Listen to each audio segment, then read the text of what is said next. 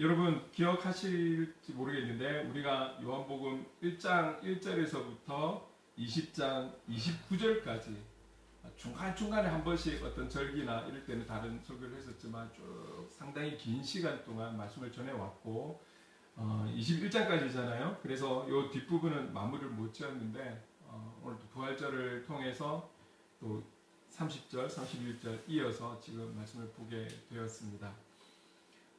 아마 계속 이제 마무리를 해야 될 것 같다 이런 생각이 좀 들고요. 네, 오늘 이 두 절 말씀 직접적인 부활절과 관계는 아니지만 또 이 말씀을 통해서 우리에게 주시는 또 음성이 분명히 있을 줄로 믿습니다. 오늘 저와 여러분은 우리 소속은 그렇죠? 대한민국 또 국민으로서 우리가 이렇게 살아가고 있습니다. 이런 큰 우리의 그 어떤 역할들 또 대한민국 땅의 백성이라는 국민이라는 이런 우리의 위치가 있지만 이거보다 더 큰 또 우리에게 주어진 우리만의 또 역할들 또 이름이 있지 않겠습니까? 그게 바로 그리스도인이라는 것이죠. 그리스도인 삼위일체 되신 하나님의 백성으로서 진리이신 예수 그리스도를 믿는 그런 믿음으로 그리스도인으로 살아가는 삶을 또한 우리는 이 땅에서 같이 더불어서 살아가고 있는 것입니다.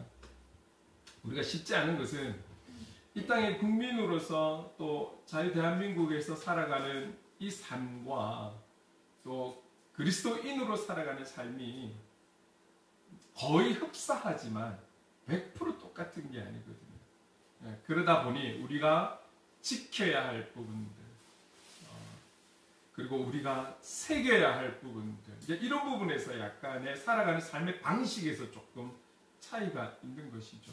여기에 있어서 우리의 모든 기준은 하나님께 있다. 우리 삼위일체 되신 하나님께 있고 예수님께 있고 성령님께 있고 이 세 분을 통틀어서 우리는 말씀에 있다. 이렇게 볼 수 있는 것이죠. 그래서 우리의 가장 중요한 부분들은 하나님의 말씀을 지키며 살아가는 삶.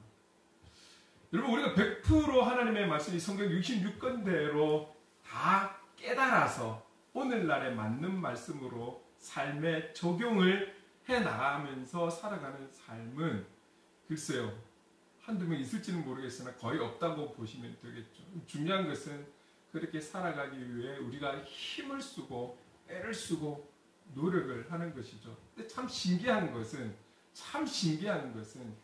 그렇게 우리가 살아도 주를 위해 살고 죽어도 주를 위해 죽겠다라고 하면서 말씀대로 살아가려고 몸부림치는 이 삶이 조금 한 발짝 뒤에서 지켜보면 이렇게 쭉 그림을 그려보면 참 우리의 삶이 저는 이렇게 표현하고 싶어요. 기적의 삶이다. 기적의 삶이다. 우리가 그리스도인으로 살아가는 삶 그리고 하나님 영광 위에 그분의 뜻을 이루기 위해 살아가는 이 삶 자체가 기적의 삶이다. 저는 그렇게 표현을 하고 싶은 거예요. 무언가를 많이 체험하고 나를 통해 무언가가 나타나고 이것만이 기적이 아니라 그저 예수 그리스도를 믿고 살아가는 삶 자체가 기적이다. 기적의 삶이다. 저는 그렇게 표현하고 싶은 거예요. 여러분 우리가 살아가면서 사도 바울처럼 잘못된 신앙이었다 할지라도 사도 바울처럼 주님의 그 주권하에 다메섹 도상에서 주님을 인격적으로 만나는 그래서 막 눈이 멀어버리고 나중에 아도니아 되어서 눈이 떠지고 그래서 생각이 바뀌고 기준이 바뀌고 중심이 바뀌고 이래서 막 이런 우리의 삶이 아니라 할지라도 우리가 그리스도인으로서 내가 살아도 주를 위해 죽어도 주의 영광을 위해 살겠다. 그분의 뜻을 위해 살겠다. 이런 목적을 가지고 중심을 가지고 살아간다라는 것이 우리가 아닌 삼자 입장에서 바라봤을 때는 무언가 좀 문제가 있는 사람처럼 보이지 않겠습니까?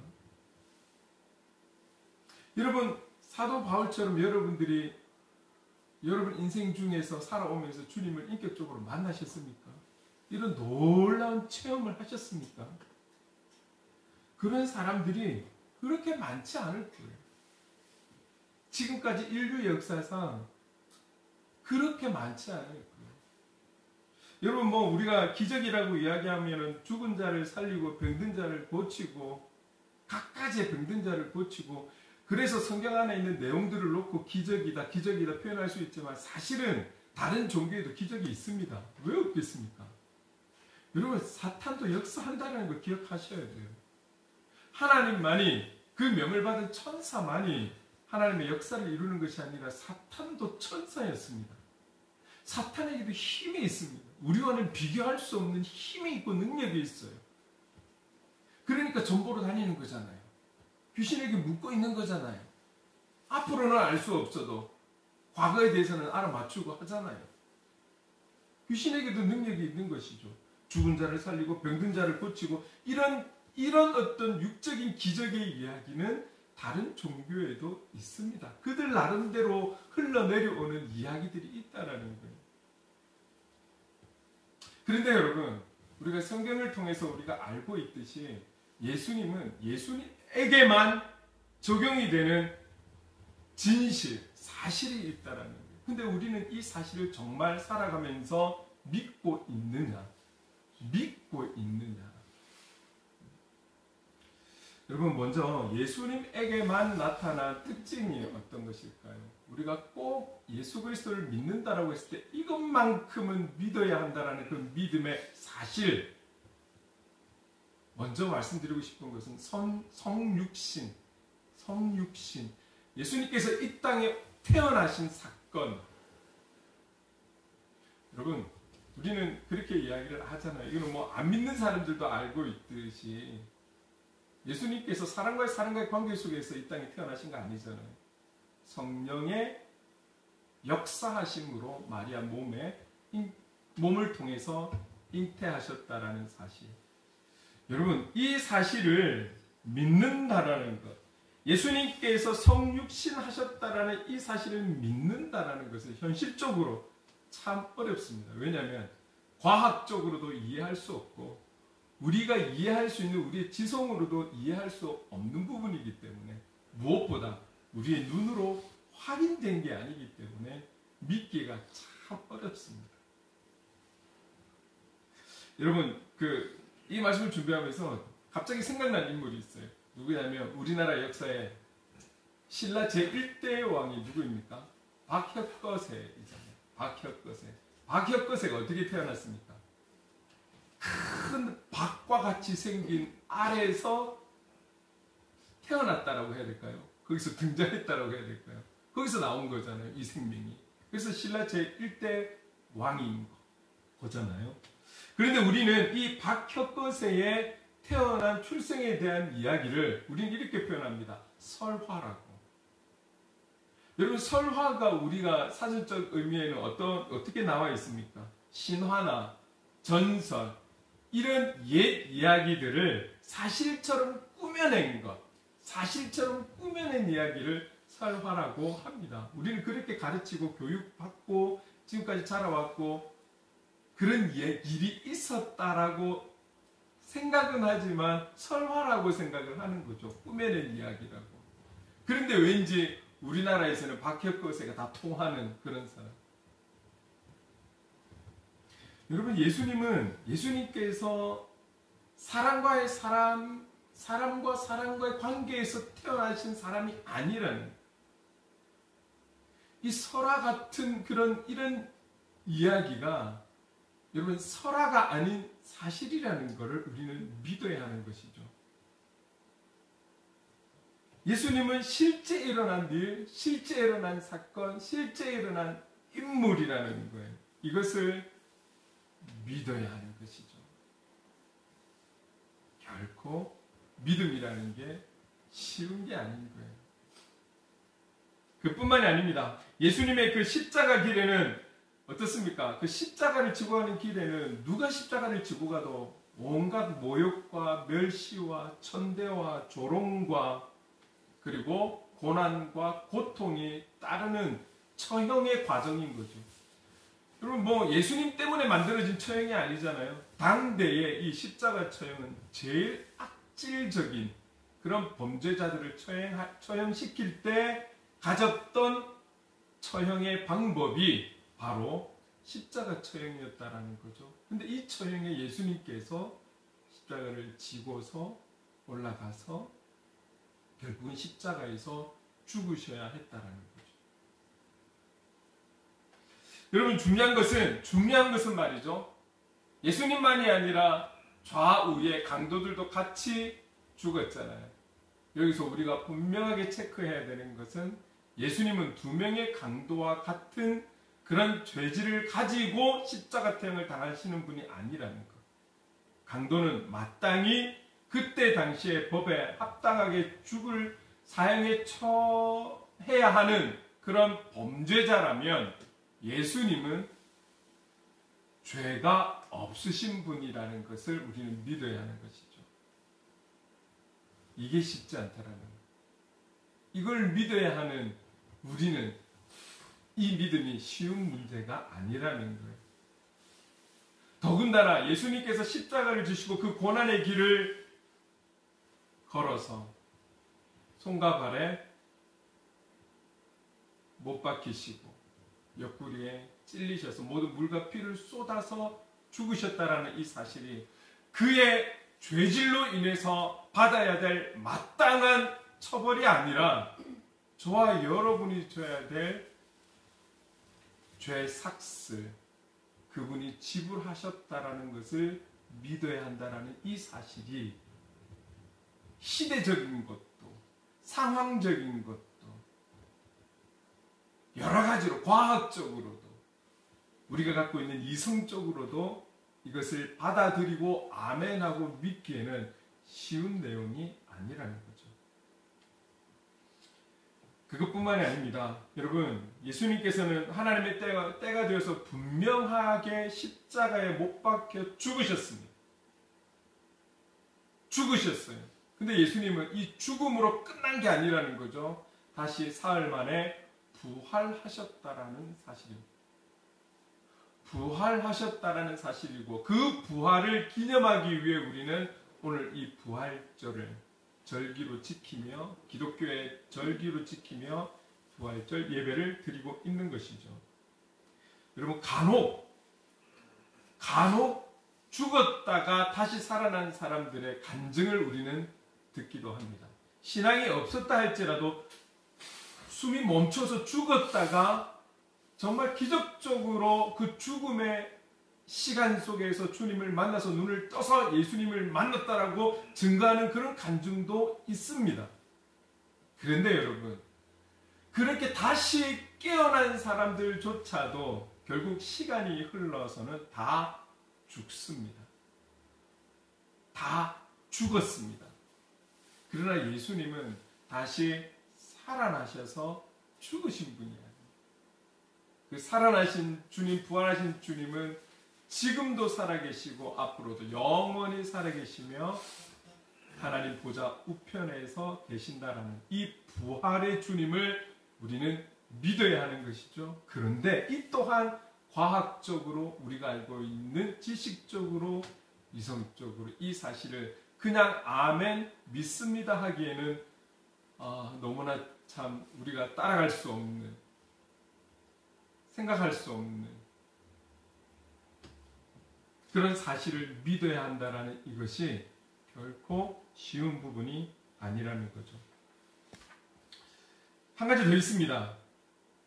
이렇게 부활하신 주님은 초림 예수님으로 오셔서 죽으셔서 다시 살아나신 이 주님은 언제인지는 알 수 없으나 이 땅에 그 누구도 알 수 없으나 그분은 다시금 재림 예수님으로 오신다라는 사실. 우리가 사도신경에도 이 모든 내용들을 다 고백하고 있지만 다시 심판의 주님으로 오셔서 심판하신다라는, 다시 오신다라는 이 사실을 또한 믿어야 한다라는 것이죠. 부활이 인정이 안 되면 다시 오실 주님에 대한 부분도 인정을 할 수가 없죠. 부활뿐만이 아니라 그분이 오신 목적에 대해서도 우리가 이해할 수가 없으면 부활도 인정할 수가 없고, 첫 시작에서부터 사실 꼬이면 다 믿을 수 없는 내용이 이 내용들입니다. 그런데 오늘 예수 그리스도를 믿는 믿음이라고 이야기하는 것은 이 사이사이에 중간중간에 예수님의 그 3년의 공생의 기간 동안 있었던 모든 내용도 믿어야 하겠지만 특히 이 중요한 사건, 어느 종교에서도 신앙에서도 비교할 수 없는 이 내용을 믿는 믿음을 말하고 있는 거거든요. 여러분, 이 모든 것을 믿어야 한다는 거예요. 이게 우리가 눈으로 보지 못했고 내가 직접 귀로 듣지 못했고 내가 직접 손으로 만져보지 못했고 눈으로 확인해보지 못한 것을 100% 믿어야 되고 이것에 대한 확신을 가지며 살아가야 된다는 이것이 너무너무 마음이 힘들 수 있는 거예요. 근데 이 믿음이 없이는 우리가 그리스도인으로 살아가기가 쉽지 않고 그리고 우리의 믿음이 성장할 수도 없는 것이죠. 여러분, 그런데 우리는 그분을 믿고 그분의 영광을 위해 살아도 그분을 위해 죽어도 그분을 위해 죽겠다라고 내 삶의 의지가 그분의 뜻을 이루기 위한 삶이다라고 그렇게 우리는 중심을 두고 살아간다라면 이것이 바로 여러분 기적의 사람이 아니겠습니까? 세상 사람들이 이런 사람들을 바라볼 때 뭔가 부족하고 뭔가 모질하고 모질이들처럼 보일 수도 있고 이해도 안 되겠지만 오늘 우리는 그분을 믿는 믿음으로 이런 목적과 중심을 가지고 살아간다고 했을 때 여러분 이게 바로 기적의 사람들 아니겠습니까?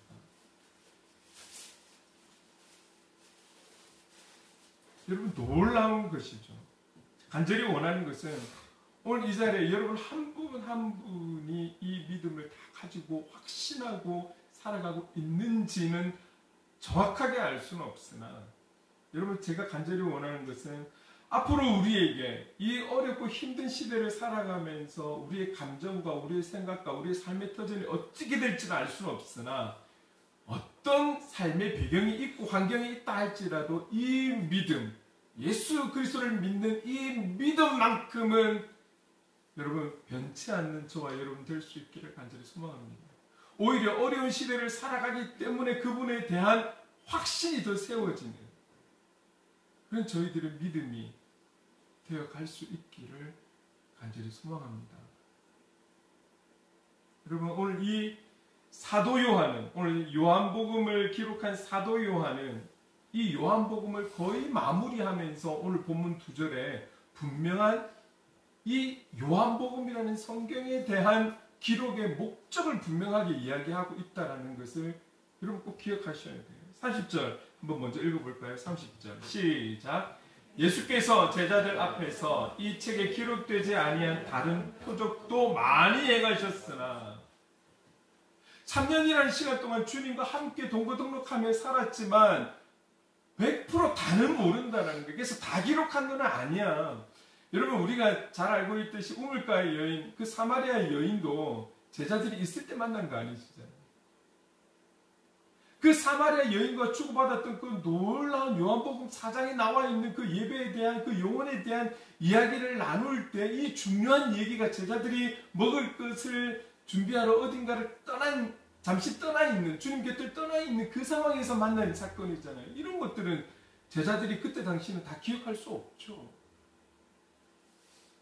성령의 인도하심으로 인해 기록되어진 성경이기 때문에 어떤 제자들은 그 내용이 기록되어 있으나 그러나 사마리아 여인을 만났을 때는 다 제자들이 먹을 것을 찾으러 나갔다라고 그렇게 기록되어 있잖아요.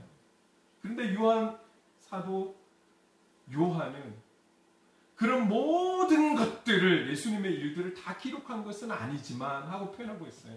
우리가 찬송가에 즐겨 부르는 찬송가처럼 304장 3절 하늘을 두루마리 삼고 바다를 먹물 삼아도 한없는 하나님의 사랑 다 기록할 수 없고 여러분 하나님의 창조물 된 이 인간을 향한 그 사랑을 표현하고 싶어서 보여주신 그 모든 하나님의 일하심을 어떻게 우리 인간이 다 기록할 수 있겠어요?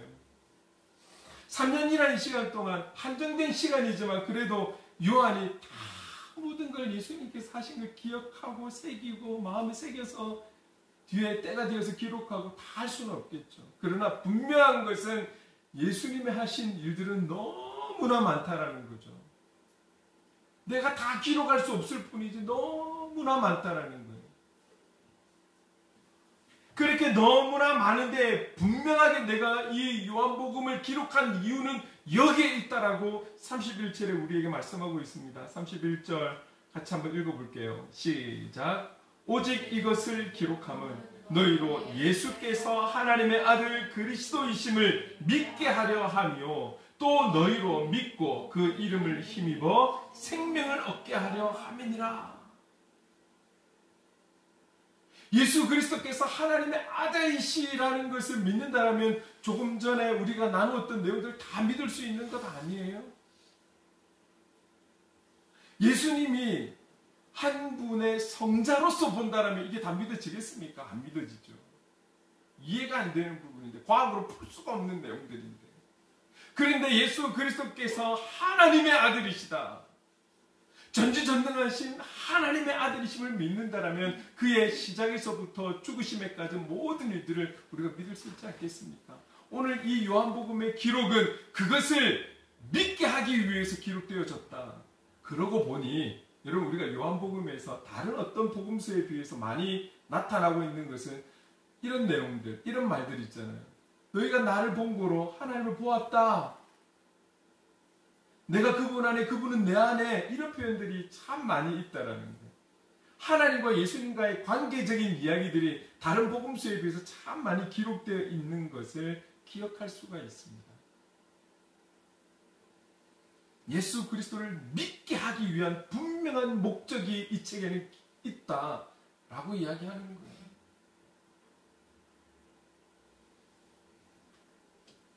근데 여러분, 요한복음만이 아니라 사실 성경 66권 전체가 한번 말씀드렸잖아요. 한 단어로 표현해 보세요. 66권을 한 단어로 표현하세요 하면 예수 그리스도. 예수. 구약은 오실 예수님, 신약은 오신 예수님, 요한계시록은 다시 오실 예수님. 이 66권의 핵심은, 액기스는 예수라는 거죠. 예수. 이 66권이 예수 그리스도를 증거하기 위해 하나님의 은혜로 우리에게 주어졌다는 이 사실도 얼마나 감사합니까?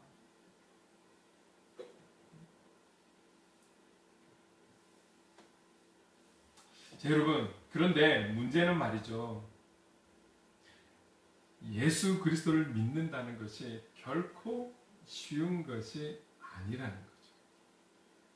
우리가 표현들은 이렇게 할 수 있지만 살아가면서 순간순간 어렵고 힘들고 지치고 이럴 때마다 좀 확신보다는 좀 부정적인 생각이 앞설 때도 있고 잘 모를 때도 있고, 그렇죠? 이 예수 그리스도에 대해서 100% 믿는다라고 표현하기가, 고백하기가 쉽지 않을 때가 분명히 있습니다. 지금도 100%는 아니라 할지라도 그래도 이 자리에 계신다라면, 100%가 아닌 마음으로 이 자리에 계신다라면 이 또한 감사할 제목이고, 그것 또한 하나님께서 하나님의 때에 알게 하실 것이고 깨닫게 하실 것입니다. 저는 그걸 믿는 것이죠. 자, 그런데 여러분, 이게 오늘 우리만 그런 게 아니에요. 이런 연약함이 지금 이 땅에 살아가는 21세기에 살아가는 성도들에게만 있는 모습이 아니었다라는 거죠. 그것을 성경은 증거하고 있는데 한번 찾아볼게요. 여러분, 요한복음 20장에는 예수님의 부활하신 내용이 나와요. 요한복음 20장. 오늘 본문도 20장이잖아요. 오늘 본문 바로 앞에만 하더라도 예수님의 부활에 대한 이야기가 나오고 있습니다. 그런데 예수님은 부활하셔서 막달라 마리아에게 부활하신 자신을 보여주셨어요. 근데 이 막달라 마리아가 부활하신 예수님을 만나서 너무 기뻐서 어떤 행동을 취합니까? 예수님께서 다시 부활하셨다는 이 사실을 제자들에게 제일 먼저 알리고 싶지 않았을까요? 달려가는 거예요. 제자들에게 가서 예수님 부활하셨고 다시 살아나셨다라고 그렇게 전했어요. 그런데 요한복음은 전했다 이걸로 끝. 제자들에게 예수님 부활하셨다는 사실을 막달라 마리아가 달려가서 전했어요. 이 내용으로 끝. 그런데 여러분, 이와 동일한 내용에 있는 마가복음에는 조금 다르게 표현하고 있습니다. 아니죠. 다르게가 아니라 추가적으로 설명하고 있는 부분이 있어요. 그게 마가복음 16장 11절 말씀입니다. 같이 한번 읽어볼게요. 시작. 그들은 예수께서 살아나셨다라는 것과 마리아에게 보이셨다라는 것을 듣고도 믿지 아니하니라. 요한복음에는 이런 기록이 없잖아요. 그러니까 마가는 이게 기억이 되었던 거죠. 성령의 인도하심으로. 막달라 마리아가 가서 전했어요. 예수님 살아나셨어요. 예수님 부활하셨어요. 그 예수님 만나고 오는 길이에요. 그런데 제자들이 믿지 않았다라는 거예요. 이게 지금 우리가 보면 그걸 왜 못 믿어? 아니, 제자들이 주님과 3년 동안 그렇게 주님과 함께 동고동락하면서 그들이 들은 말씀이 있고 눈에 본 것이 있고 경험한 거 있고 체험이 있고 깨달은 말씀들이 있는데 그걸 왜 못 믿어? 예수님 다 말씀하셨는데. 지금에 와서 우리는 그렇게 이야기할 수 있지만 그 당시에 있었던 이 제자들은 단순한 모습 아닐까요? 그들 눈으로 예수님이 죽으심을 확인했고 장사 지냈고 끝이 났어요. 그런데 예수님께서 살아나셨다라고 하니 어떤 환상을 본 것인지 꿈을 꾼 것인지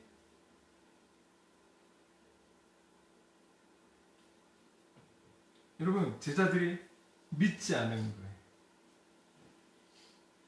그러면 세상 사람들은 더더군다나 믿을 수 있겠습니까?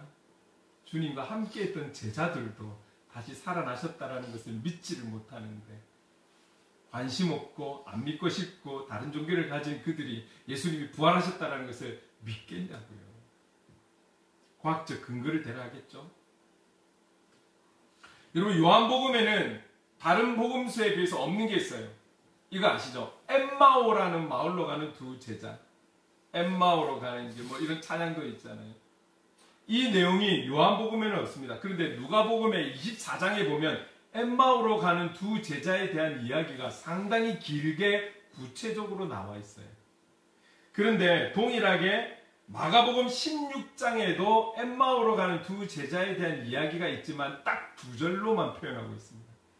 근데 구체적으로 나열했던 24장, 누가복음 24장에 구체적으로 많은 양을 통해서 엠마오로 가는 제자의 이야기가 나와 있는데도 이 마가복음 16장 2절에 여기에만 있는 내용이 하나 있더라고요. 그게 어떤 것이냐면 마가복음 16장 13절 말씀이에요. 이거 같이 한번 읽어볼게요. 시작. 두 사람이 가서 남은 제자들에게 알리었으되 역시 믿지 아니하니라. 요한복음에는 엠마오로 가는 두 제자의 이야기조차도 없어요. 누가복음에는 구체적으로 길게 나와 있어요. 그런데도 두 절만 나와 있는 이 마가복음 16장에는 이 내용이 있더라는 거예요.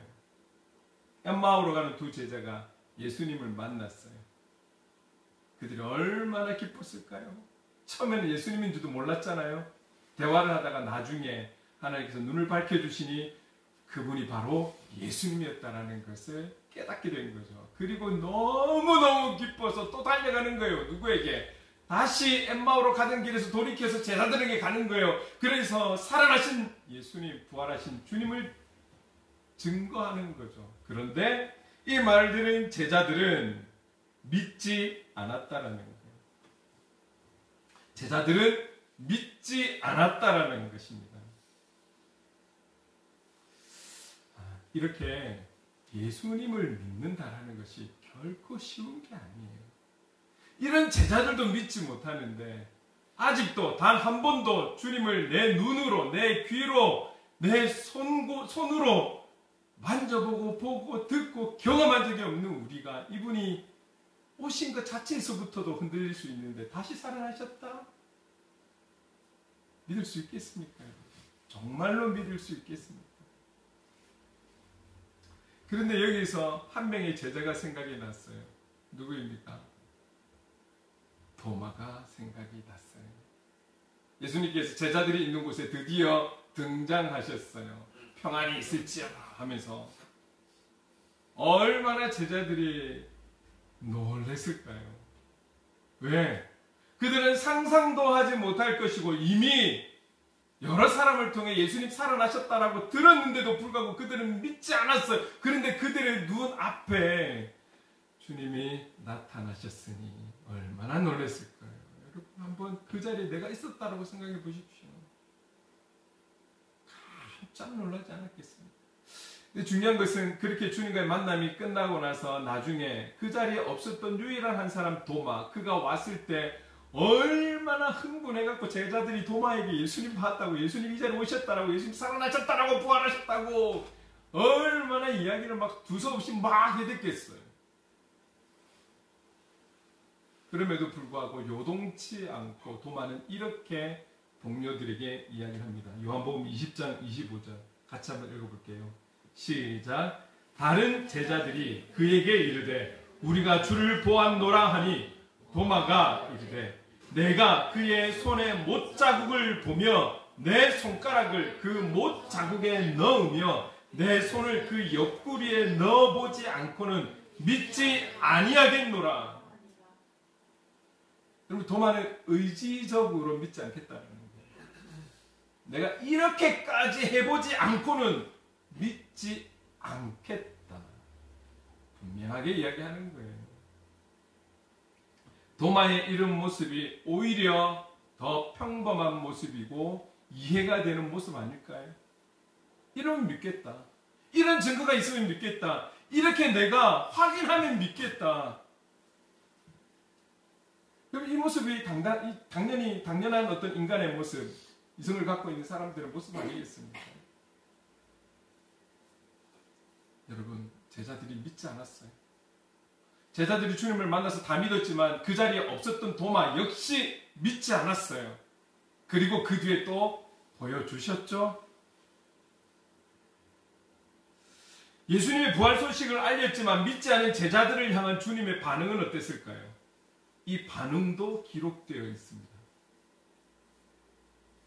여러 사람들을 통해 너희들에게 내가 살아났다라는 것을 증거했음에도 불구하고 믿지 않았던 제자들을 향해서 주님은 이렇게 말씀하십니다. 마가복음 16장 14절 말씀 같이 한번 읽어볼게요. 시작.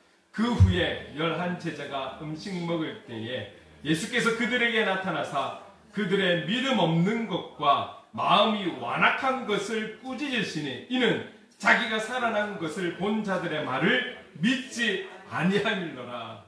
믿지 아니함이로라. 예수님이 어떻게 하셨다고요? 그들이 믿지 않은 것과 마음이 완악한 것, 상당히 고집스럽고 사나운 그들의 마음에 대해서 꾸짖었다. 그렇게 나와 있어요. 내가 그렇게 너희들에게 보내었거늘 왜 나를 믿지 않니? 그 완악한 마음들 꾸짖었다라고, 기뻐하신 것이 아니라 꾸짖었다라고 분명하게 말씀하고 있어요. 이 모든 소식이 우리를 예수께서 하나님의 아들 그리스도이심을 믿게 하려 함이라. 믿게 하려 함이라. 그것이 오늘 이 요한복음, 복음서, 모든 성경의 목적이라는 거예요. 예수 그리스도를 믿게 하기 위한 하나님의 일하심이 오늘날 21세기를 살아가는 우리에게 이 66권의 성경이 주어졌다라는 것입니다. 우리를 위해서, 우리를 믿게 하기 위해서. 그리고 더 나아가 그 이름을 힘입어 생명을 얻게 하려 함이라 라고 본문 31절에서 말씀을 하고 있습니다.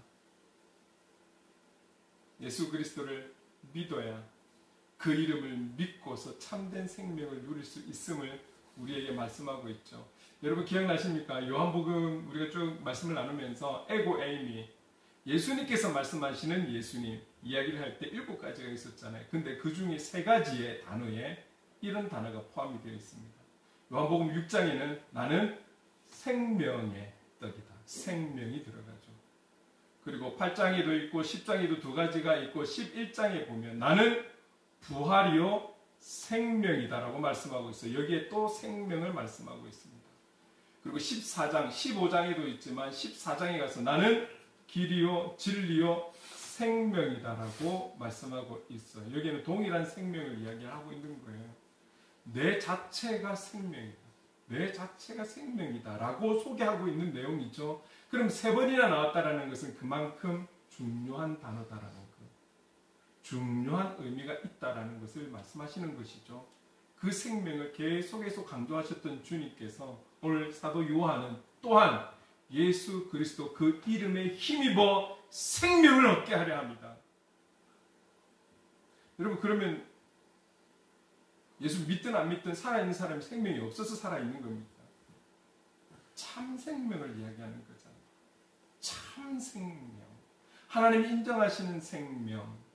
그 참 생명을 말씀하고 있는 것이죠. 이것은 오직 예수 그리스도를 믿어 그 이름을 힘입었을 때에 참 생명을 누릴 수 있다는 것을 우리에게 말씀하고 있는 거예요. 이것을 위해서 오늘 요한복음은 기록되었음을 사도 요한은 고백하고 있는 것이고, 더 나아가 성경 66권 전체가 이 목적이 있다는 것을 우리는 기억해야 합니다. 여러분,